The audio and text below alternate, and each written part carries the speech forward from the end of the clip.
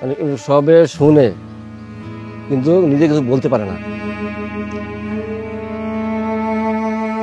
মাথার দ্বিতীয় অপারেশনের পরে ওর মাথা এক সাইড ড্যামেজ হয়ে গেছে। ডাক্তাররা বলছে অত কথা বলতে পারে না, ওটা দোয়া করেন আল্লাহর কাছে। 4 তারিখে বাইরের কাছে বাবা আম্মা আছে না বললা দেবিদ্যা কালাসান মারের আন্দোলনে গেছে। আলমপুর চৌমুহনীতে আমরা অবস্থান করি। তারপর যখন আমরা মিছিল নিয়ে সামনের দিকে আগাই, ওই যে আওয়ামী লীগ, যুবলীগ, ছাত্রলীগ ওরা ছাত্রদের উপরে ধাওয়া করছে।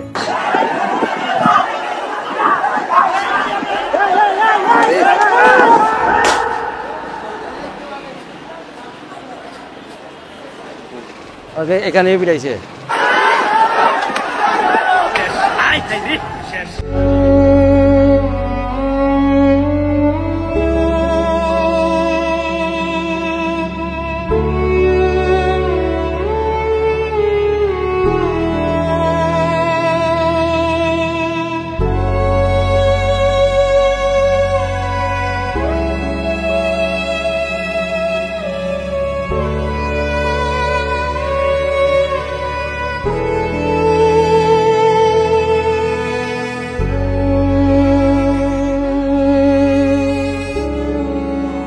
কি অনুভূতি এখন তো অ্যাকচুয়ালিতে যেভাবে জীবনযাপন করতে আছে, তার আম্মায় তার বাবায় তারে খাওয়াই দিতে হয়, কাপড় চোপড় পরাই দিতে হয়, হ্যাঁ টয়লেটের পানিটা সহ নিয়ে দিতে হয়, এক ধরনের সে কিন্তু পুরো প্রতিবন্ধী হয়ে গেছে।